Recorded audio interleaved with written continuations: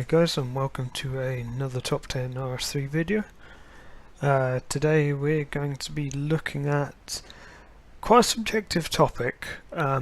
It's my opinion on what kind of new players, what the top 10 thresholds in terms of levels are in the game.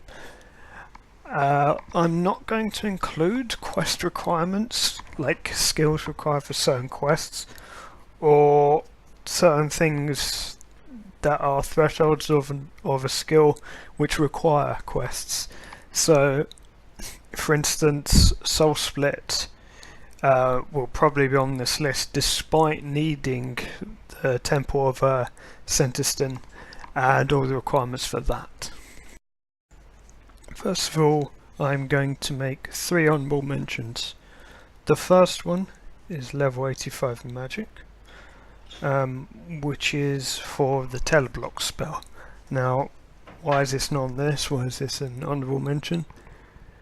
Purely for the fact that it's only really useful in PvP. So, honestly, it's probably the most important threshold when it comes to PvP. But considering it's only used for PvP, I sort of couldn't put it on the list. Next we have level 50 magic, which is an honourable mention, and it's sort of the same reason as level 85 and Teleblock, but you get the Ancient Magic spellbook at level 50. Now this does require Desert Treasure, but I'm not including quest requirements. But I find Ancient Magics are mostly useful in PvP again, and in terms of the rest of the game they're not really as important, but they are, like, a lot of people when they're training magic will have this set as like a goal. So I guess if it was a top 11 you could put Ancient Magics at number 11. The final honourable mention is a joint requirement, and it's level 80 smithing, level 80 divination and level 80 crafting. Now, why is this an honourable mention? And some of you may know why I'm mentioning it. It's because I believe in January or February of 2016 the invention skill comes out, and it's been stated that you will need level 80 smithing, level 80 divination and level 80 crafting to start the skill, and therefore this is why this is an honourable mention, because this is not yet in the game and this isn't absolutely set in stone. These requirements could change, so I can't really put on a countdown. Now before we go into the countdown, I'm gonna say that deciding factors for these thresholds being in this countdown are kind of gonna be like the goals you set yourself when you make a new account, and it's going to be based on usefulness. Lower levels will be preferred over higher levels because they're more accessible. Same with free-to-play uses over non-free-to-play uses. So, with that being said, let's jump on to number 10. At number 10 we have level 84 divination. Now you may think this might be rather high, and it is, honestly. Like, level 84 divination is a lot of time spent getting there, but you get, in my opinion, the most useful single thing in divination. You can get loads of locations, but you don't need any like specific level for the best locations because they're all quite decent. However, level 84 divination allows you to transmute crimson charms into blue charms, and I should also say that another threshold is the one to change green charms into crimson charms. But at higher levels you're going to be getting quite a decent amount of crimson charms, particularly if you are fighting things like water fiends or Slayer minions, while you'll get green charms off things like dragons. So blue charms give you so much more XP per charm with summoning, and they're the big charms for leveling higher level summoning. They're rather rare as drops. To put in perspective, my bank, I have over 1,000 crimson charms. I've got 50 blue charms. I started collecting these at the same time. So this is why I put level 84 divination at number 10, because you can transmute blue charms, which really helps summoning. At number 9, now you may think this is really low down for what it is, but level 96 Herblore, and this is, as most of you will probably know, overload potions. And these overloads are so important for endgame PvE content, particularly bossing, but even some higher level Slayer. So, why is it so low? 96 Herblore. Now, Herblore is one of the quickest skills in the entire game to train. It's also one of the most expensive skills to train, so reaching this threshold is going to be pretty damn hard, and it's not really seen as much like by most players as like a huge milestone, but neither is transmuting blue charms. But the things I have on the list higher than it are sort of the really big ones, the really big sort of, everyone knows these requirements, they're super important, but I really could not put overloads any higher or any lower because it has a huge level requirement, but it's so important for endgame content. And at number 8, I have actually got a split number 8. So I've got a tie for number 8. It's between two levels of the same skill, and it is prayer. Now, if I were to say 92 prayer for soul split, people would know why I put that. They would accept, okay, soul split is super important curse to use. You do need Temple of Sinistine,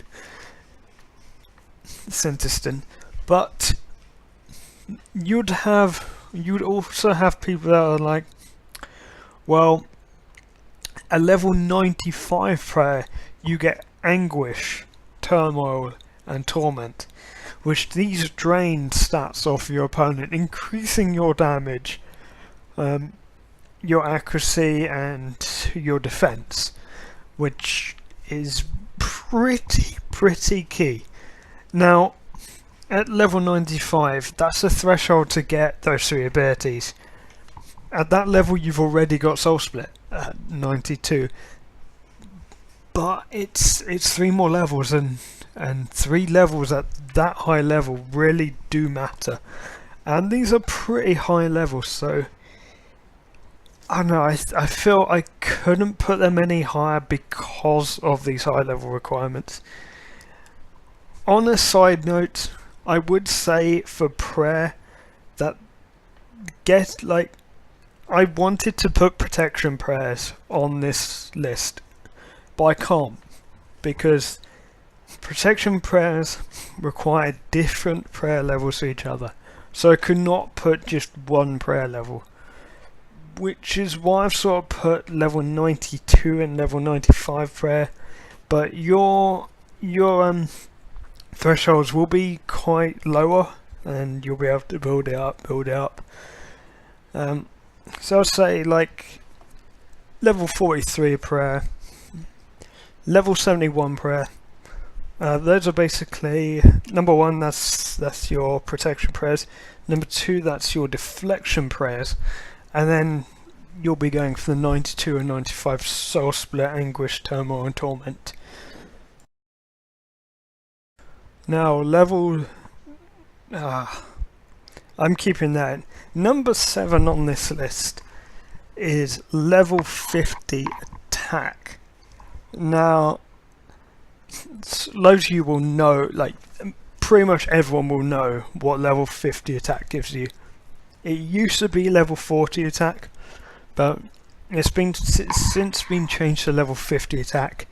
And at level 50 attack you can wield rune weapons. All kinds of rune melee weapons. Why then the level which allows you to use the best free-to-play tier of weapons that do not degrade, because gravite weapons do degrade.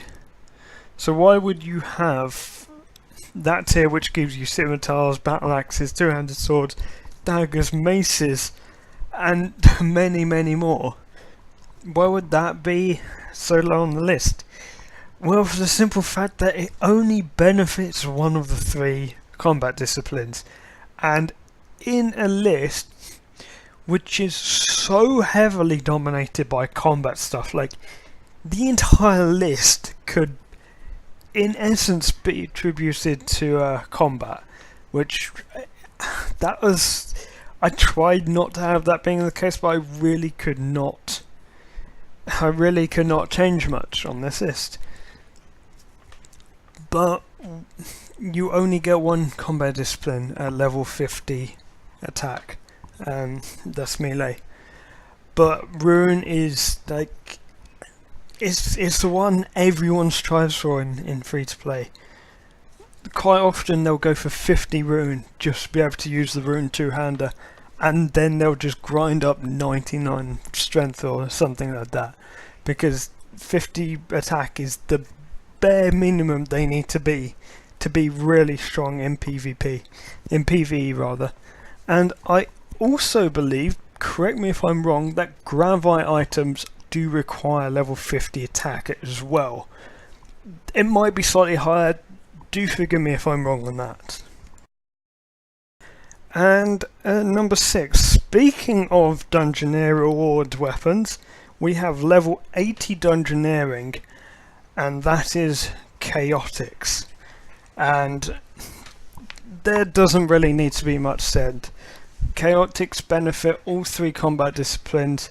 They are the second best tier of weapons in the entire game for all 3 combat disciplines.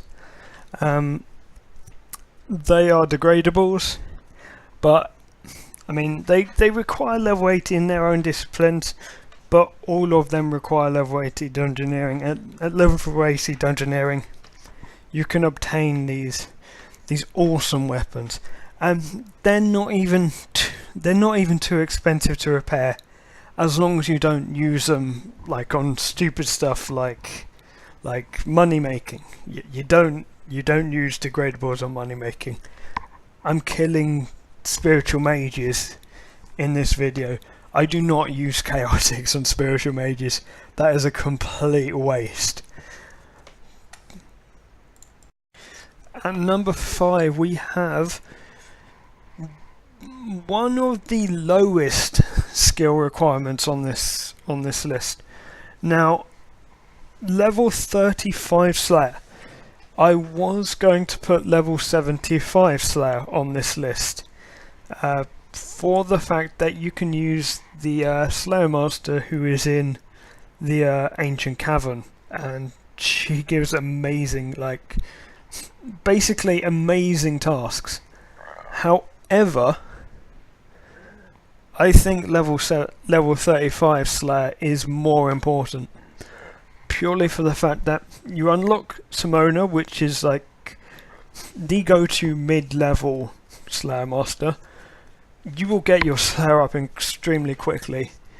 You do need Smoking Kills, the quest, completed to access Simona, but you only need level 35 Slayer to do it. Now, the other thing that level 35 Slayer gives you, and it is if you've done smoking kills and you're using Simona, you also start getting Slayer points. Now, Slayer points is what really makes the Slayer skill fun to do, because you'd imagine that doing Slayer, you're assigned enemies to beat, and sometimes you just get really boring enemies and enemies you don't enjoy killing. With Slayer points, you can skip those, you can get items, you can get better tasks, you can prefer tasks, extend them, you can blacklist tasks that you don't like even. You can do so much for the Slayer skill with Slayer points, which is why level 35 Slayer is as high as it is. At number 4 we have the joint highest skill requirement, the joint highest skill threshold in the game, and it is basically the best thing from summoning, and that is level 96 summoning, and you get the best beast of burden, which is a pack yak. Now, you don't unlock the beast of burdens completely at level 96. You can get beast of burdens like at really low levels, so they might even be your target's lower level. What makes the pack yak stand out so much is that the one before it is level 67, and it's the war tortoise, which is the second best beast of burden in the game. War tortoise pouches sell for around 15k each. Spirit tail birds, which is the one before, sell for about 250. Pack yak pouches maybe sell for 2k maximum. But the other thing that makes pack yaks so useful, aside from having the biggest backspace of any beast of burden, is their scrolls. Their special ability that comes from their scrolls allows you to bank items directly from the beast of burden, and this is so important when you're doing most skills and most combat in the game that gives good loot, because sometimes you might run out of backspace and need to bank items. So yeah, it's like having a bank deposit box everywhere you go. So that is why level 96 summoning is number 4. Now at number 3 we have the only threshold which I have primarily taken into account Iron Man, and I didn't want to take Iron Man too much into account when I made this list because it would kind of skew the list so much, but there is undoubtedly, undeniably, one level threshold which is more important than any other when you're an Iron Man, and it's a free-to-play ability, and it's super useful, like in P2P and free-to-play, and that is, you guys probably know what this is considering the description I've given it, level 55 magic, and you guys will know that is high alchemy. High alchemy is Iron Men will use stores. They'll use stores to sell items to and make money. But some of the big stuff they'll have to use high alchemy to get the most out of them, because they get so much more than the stores give them. In fact, Iron Men, if they examine items, will not see a GE price, they will see a high alchemy price. And that is how important high alchemy is to them. Besides that, it remains constantly one of the best mage XP grinds in the game, but particularly for free to play as well. One of the best money making abilities in the game as well, and there's honestly no reason why high alchemy could ever be any lower, and it's frankly It's frankly amazing that it's not number one. But I found 2 level thresholds which are more important and even more iconic than level 55 mage. At number 2 we have level 50 defense. Guys, you saw this coming quite high up. So you must be wondering what's number 1. Level 50 defense. We all know that's what you need for rune armor, for blue dragonhide armor, for mystic armor. Heck, the war priest sets from World of End 2 or the God Wars dungeon, they will default to level 50 in free to play. And honestly, level 50 defense is the pinnacle for free to play players. It's got the best armor for all disciplines for free to play. And in addition to that, this is pretty decent armor for members as well, before Dragon and other sorts like that.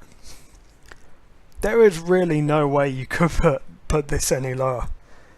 Rune armor is so iconic in the game. It's sort of the face of the game, really, because of it's the best free to play armor there is. And level 50 defense is really not that high. And it's a show that the number 1 spot is taken by a level that's even higher than 55. So you must be wondering what is. Before I give, well, no, it's not that much higher. Well, it's not. I'm giving too many clues away. I want everyone to put in the comments what they think number 1 will be. Pause the video now, put your comment in, see how many are right. And here we go. At number 1 is level 32 cooking. And with level 32 cooking, you can enter the Chef's Guild. And in there you have a bank, if you remember. You have several ranges, and you can cook in there. And the only thing you need is a chef's hat to get in there. Oh wait, hang on, no, it's not the Chef's Guild.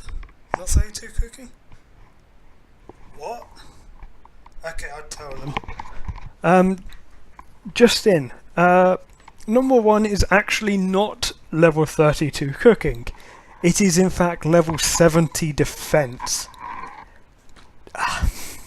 There's too much stuff associated with level 70 defense. I'm gonna just come out there and say that now. You've got Barrow's gear for all 3 combat disciplines. You've got Gobble's dungeon armor for all 3 disciplines. And these Gobble dungeon items, like, they give you bonuses to these 3 disciplines. Barrows are even stronger. They're degradable still. And you also get the Dragonfire Shield at level 70 defense. The amount of uses that level 70 defense has for all 3 combat disciplines is huge. It is, in my opinion, the biggest stronghold, like the biggest threshold you want to get. The goal level for anyone improving combat or anyone that really wants to make decent amount of money is level 70 defense, guys. And that is it. That is the top 10. Thank you everyone for watching. As always, if you liked this video, please like and comment, and let's see if we can hit 10 likes. If you want to see more of my stuff for RSV or any other games that I've got, please check out my channel, and I've got a ton of videos on there. And if you like them, feel free to subscribe. I mean, I'm making content probably every week at the moment. I am also looking for video ideas for RSV and for other things. So feel free to suggest them. I might use your suggestion and give you a shout out if I do. So yeah, thank you for watching, and I'll see you guys later.